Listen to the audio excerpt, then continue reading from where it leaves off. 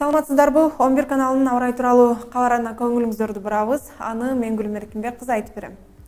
Индиядагы жер көчкүдөн 5 киши жабыркады. Мирозам штатынын Тунгвел айылында жер көчүп, бир нече турак жайларын басып калган.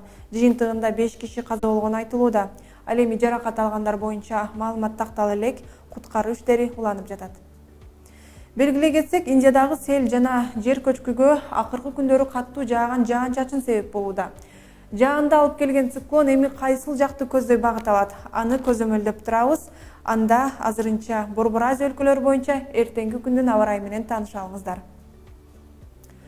Кытайдагы этникалык кыргыздар отурукташкан шаарлардын бири Ак-Сууда аба ырайы өзгөрбөйт. Абанын температурасы 31 градуска жылуу бойдон сакталат.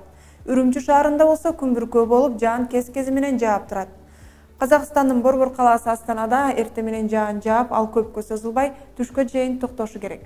Абанын температурасы Астанада Алмата шаарына салыштырмалуу төмөн болот. Ал эми Алмата шаарында 26 градуска жогору болгону менен кечинде жаан себелеп жаайт. Ысык күндөрдөн соң Өзбекстандын көпчүлүк аймактарында аба ырайы салкындайт, бирок жаан-чачын күтүлбөйт. Абанын температурасы төмөндөшү күтүлүүдө. Түркмөнстанда да так ушундай, асман ачык болгону менен абанын температурасы төмөн болмокчу. Тажикстанда азырынча аба ырайы туруктуу, бирок Каспий деңизи тараптан келе жаткан жаандуу циклон түштүк батышка карай багыт алды. Ошондуктан ал Тажикстанга жетиши мүмкүн. Азырынча синоптиктер өлкөдө эртең асман ачык болушун айтышууда. Кыргызстанда 20 сентябрда түнкүсүн жаан-чачын күтүлбөйт. Күндүз кээ бир тоолуу райондордо жаан жаап, күн күңкүрөшү, бийик тоолуу райондордо кар жаашы мүмкүн. Калган аймактарда жаан жаабайт. Батыштан соккон шамалдын ылдамдыгы секундасына 4-9 метрге чейин жетет. Абанын температурасы болсо дээрлик өзгөрбөйт.